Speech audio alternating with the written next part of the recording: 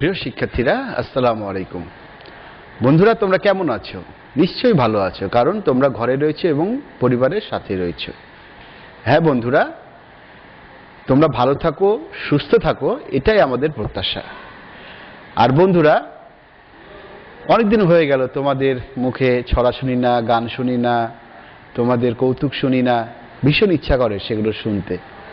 আশা করছি পৃথিবীব্যাপী যে ভাইরাস প্রভাব বিস্তার করেছে, খুব দ্রুতই এটি থেকে আমরা মুক্তি পাব। তখন তোমাদের আবৃত্তি, নাচ, গান আমরা শুনব। তো বন্ধুরা, চলো চলে যাই আমাদের আজকের পাঠে। বন্ধুরা, আমরা যেখানে শেষ করেছিলাম গত ক্লাসে, তার পরবর্তী ধাপ থেকে আমরা ক্লাসটি শুরু করছি। হ্যাঁ বন্ধুরা, তোমরা জানো আমরা বাক্য গঠন শিখেছিলাম, তাই না? 3টি বাক্য গঠন শিখেছিলাম। পরের যে 4টি বাক্য গঠন আর আজকে আমরা শিখে ফেলবো। এজন্য আমি এখানে 4 নাম্বার দিয়েছি। ঠিক আছে বন্ধুরা? হ্যাঁ, গত ক্লাসে আমরা 3টি শিখেছিলাম, আজকে তাহলে 4 থেকে আমি শুরু করেছি। ঠিক আছে, আমি প্রথমেই তোমাদের বাক্যগুলো পড়ে শোনাচ্ছি বন্ধুরা। মৌচাকে মধু থাকে। হ্যাঁ বন্ধুরা, মৌচাকে মধু থাকে। এরপরে দেখো, আমি লিখেছি মৌরি ফুলের সৌরভ মধুর। মৌরি ফুলের সৌরভ মধুর। এরপরে দেখো বন্ধুরা, নৌকা চড়ে নানা বাড়ি যাব। নৌকা চড়ে নানা বাড়ি যাব। এরপরে দেখো বন্ধুরা, আজ মৌসুমীর বিয়ে। আজ মৌসুমীর বিয়ে। হ্যাঁ বন্ধুরা, তোমরা এবার বলবে, আমি যে লাইনটি বাক্যটি উচ্চারণ করব সেটি তোমরাও বলবে। মৌচাকে মধু থাকে। ভেরি গুড বন্ধুরা, এভাবেই বলবে, মৌচাকে মধু থাকে। এরপরে দেখো, মৌরি ফুলের সৌরভ মধুর। মৌরি ফুলের সৌরভ মধুর। ভেরি গুড বন্ধুরা, তোমরা সুন্দর বলেছ।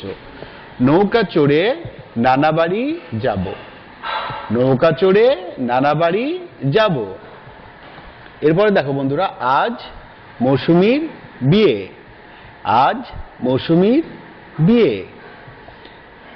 তাহলে বন্ধুরা, তোমরা পেন্সিল এবং খাতা বের করে লিখে ফেলো। লিখো বাক্য গঠন। বাক্য গঠন। এরপর লিখো মৌচাকে মধু থাকে। মৌচাকে মধু থাকে। মৌরি ফুলের সৌরভ মধুর। মৌরি ফুলের সৌরভ মধুর। এরপরে দেখো বন্ধুরা, নৌকা চড়ে নানা বাড়ি যাব। নৌকা চড়ে নানা বাড়ি যাব। আজ মৌসুমীর বিয়ে। আজ মৌসুমীর বিয়ে। হ্যাঁ বন্ধুরা, তোমরা একটু মিলিয়ে নাও। তাহলে প্রথমে 4 নম্বর যেটা লিখেছিলাম, মৌচাকে মধু থাকে। মৌরি ফুলের সৌরভ মধুর। এরপরে নৌকা চড়ে নানা বাড়ি যাব। আজ মৌসুমীর বিয়ে। এরপরে আমরা যেটি শিখব বন্ধুরা, এই অনুশীলনীর কয়েকটি শব্দের অর্থ আমরা আজকে জেনে নেব। ঠিক আছে, তোমরা দেখো বন্ধুরা, আমি লিখেছি ধৌত। ধৌত শব্দের অর্থ ধোয়া। ধৌত শব্দের অর্থ ধোয়া। হ্যাঁ বন্ধুরা, তোমরা ইউনিফর্ম পরে আসো। ইউনিফর্ম অর্থাৎ তোমাদের স্কুলের যে পোশাক, নির্ধারিত পোশাক, সেটা পরে যখন তোমরা আসো, ময়লা হয়ে গেলে বাসায় গিয়ে তোমার আম্মুদের কি বলো? যে আমার কাপড়টা ধুতে হবে বা ধৌত করতে হবে বা ধোয়া দরকার। ঠিক আছে, এই সেটি ধৌত বা কোনো কাপড় ধোয়ার অর্থে এটা ব্যবহৃত হয়ে থাকে বন্ধুরা। তাহলে ধৌত শব্দের অর্থ কি? ধোয়া। এরপরে দেখো বন্ধুরা, লোহা। লৌহ। লৌহ শব্দের অর্থ লোহা। লৌহ শব্দের অর্থ লোহা। এরপরের শব্দটি হলো সৌরভ। সৌরভ শব্দের অর্থ সুগন্ধ। সৌরভ শব্দের অর্থ সুগন্ধ। এরপরের শব্দটি হলো বউ। বউ শব্দের অর্থ বউ।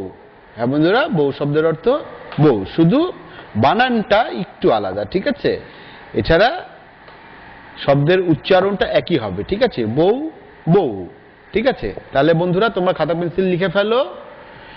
ধৌত শব্দের অর্থ ধোয়া, ধৌত শব্দের অর্থ ধোয়া। লৌহ শব্দের অর্থ লোহা, লৌহ শব্দের অর্থ লোহা। সৌরভ শব্দের অর্থ সুগন্ধ, সৌরভ শব্দের অর্থ সুগন্ধ। এরপর দেখো বন্ধুরা, বউ, বউ শব্দের অর্থ বউ, বউ শব্দের অর্থ বউ। এই ছিল বন্ধুরা আমাদের আজকের পাঠ। আশা করি তোমরা অনেক আনন্দ পেয়েছো, মজা পেয়েছো। আর বন্ধুরা তোমরা যদি এটি আত্মস্থ করতে চাও তাহলে তোমাদের বারবার এটি পড়তে হবে এবং খাতায় লিখতে হবে, তবে সহজেই তোমাদের এটি আত্মস্থ হয়ে যাবে। এবং খুব শিগগিরই যখন স্কুলে ফিরে আসবে তখন তোমরা এটি খাতাগুলো আমাকে দেখাবে। আবার পরবর্তী ক্লাসে দেখা হবে। সবাইকে ধন্যবাদ।